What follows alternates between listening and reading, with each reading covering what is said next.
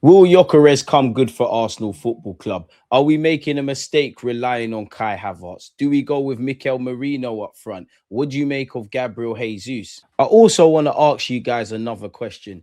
What do you make of the striker market in today's day and age? Would it be fair to say to us armchair experts and casual fans that the striker market is dry, really? You're struggling to name prolific strikers, and you're seeing the level and the caliber of forwards that get moved to other clubs and the money that they go for, it doesn't necessarily correlate. Would it be also fair to say, with hindsight being a wonderful thing, that Hugo Ekitike on paper would have probably been the perfect striker for Arsenal and in this Mikel Arteta system? What if I told you, while we can't go back in time, we can sign someone that actually mimics his playing style? It's going to cost you a lot. I personally think I've seen enough. Bring Kroupi to Arsenal. To the casual football viewer, he might be the new kid on the block. And in many ways at Bournemouth, he very much is that. If you've been following French football and Lorient, you know about their academy and the quality of players that they produce.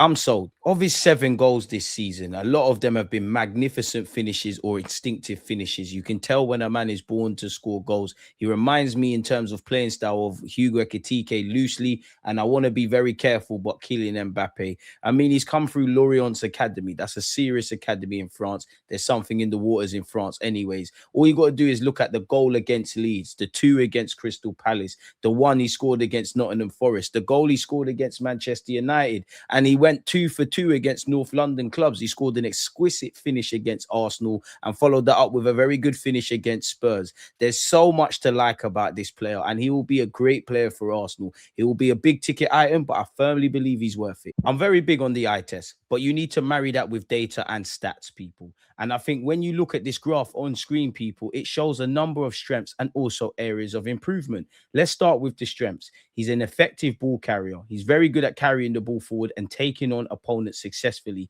which is why he's in the 68th percentile for successful take-ons and progressive passes received. He's an elite goal scorer despite his young age. His most significant strength, which you want to hear as a striker, is his goal scoring. His non-penalty goals per 90 places him in the 99th percentile, meaning he scores more often than 98% of comparable forwards. And if I really did a deep dive and look at his shots to goal ratio, it actually looks a lot better than I'm making out, people. He's going to sound dumb, but he's a strong defender for a forward. He excels defensively for an attacking player, which obviously is going to be music to Arsenal and Mikel Arteta's ears. He ranks very high for interceptions, apologies. He's in the 95th percentile. For blocks, he's in the 93rd percentile. For clearances, better yet, he's in the 92nd percentile. So what is there not to love about this player and his foundation?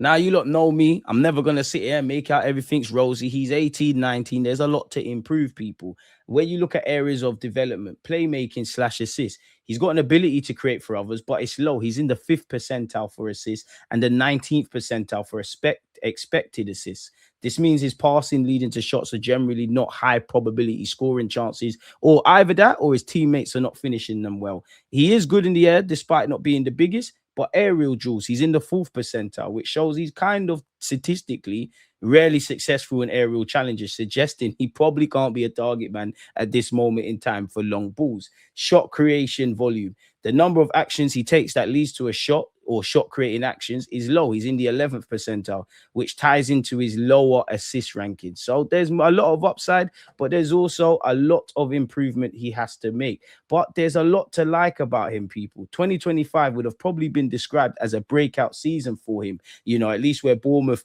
supporters are concerned. And when you look at the numbers between the 4th of January and the 15th of December, people, you can understand why Bournemouth fans are falling in love with him. For club and country, he got 2 assists and 24 goals in 39 appearances. That equates to 25 starts plus 14 from the bench. That stands out immediately, people.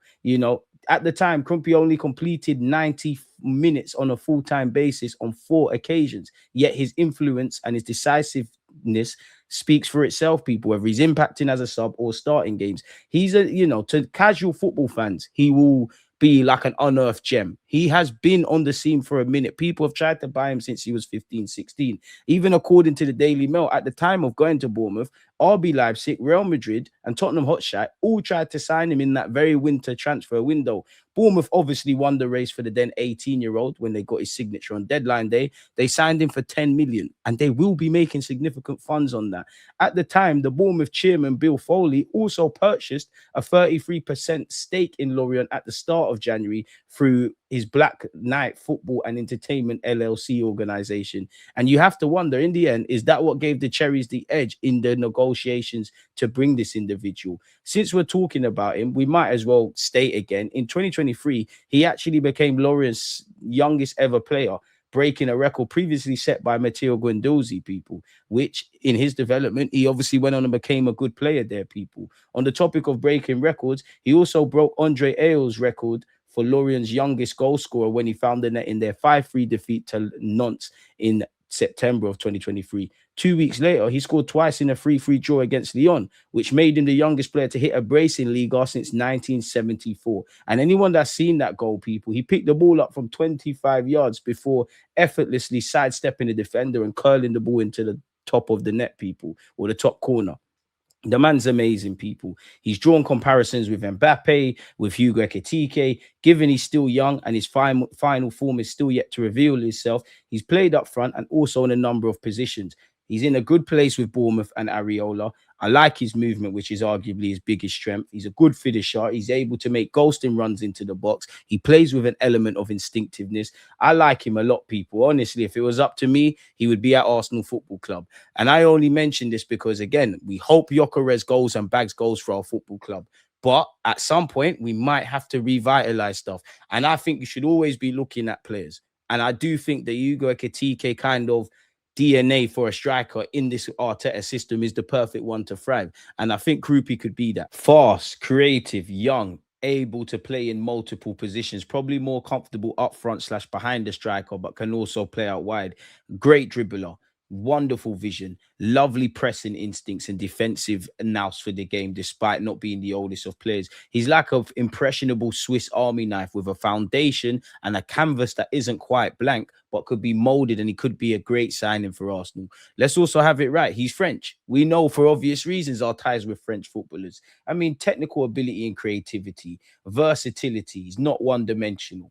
Young and potential resale value. As we know, that is something you have to bear in mind when you're buying players. Pressing and work rate, man. From what I've seen, he's got a willingness to press. You look at Areola and Bournemouth's system, very different from Arsenal, but there's a lot of intangibles. And he's also somewhat done it in the Premier League. So while we might have to pay a premium, you know, he could be a success in this. He's ambitious. He's young. He's hungry. Just by looking and listening to his interviews, you'll get that. He has the attitude to thrive and grow in a competitive environment, which is very important if you're a young, impressionable player that's in a squad with big expectations and aiming to win stuff, people.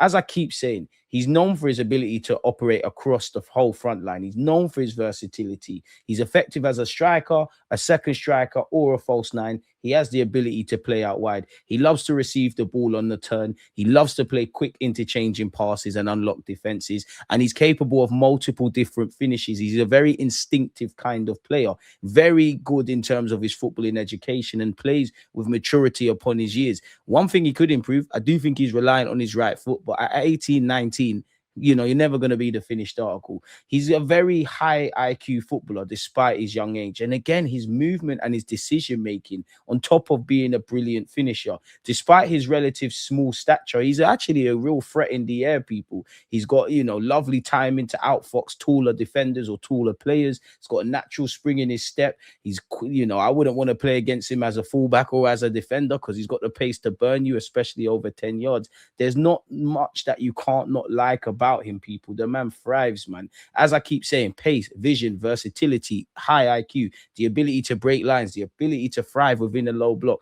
This guy is going straight to the top. He's got 64 appearances for Lorient, 28 goals and 6 assists, including helping them winning the second division in France, people. For Bournemouth currently, 18 appearances and 7 goals. In the Liga in total, he made 31 appearances and got 5 goals and 3 assists. This season, he has started in decent form for Bournemouth as well. He's got 7 goals in 18, which shows there's many things he could improve. It shows that there's clearly an experience gap. We're still learning about him. He's not quite faced on a consistent basis Premier League level pressure.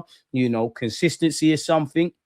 Young players can be cold one week, hot the next week, and inconsistent in between, people. The Premier is brutal. I do think he can struggle at times in duels, but I like him, people. Naturally, there's going to be competition per places. And many people will be listening to this and saying, yeah, I hear all of this, DG, but it's price versus risk. Can Arsenal afford to gamble on potential?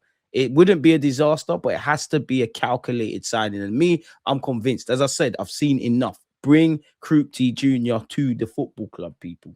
For me, anyways. How much more can I say? Young, upwards trajectory, foundation, whatever we pay, even the fee, it will be worth pennies compared to what you could potentially get for him if you want to go down that route. I honestly believe once he develops physically, nobody could stop him.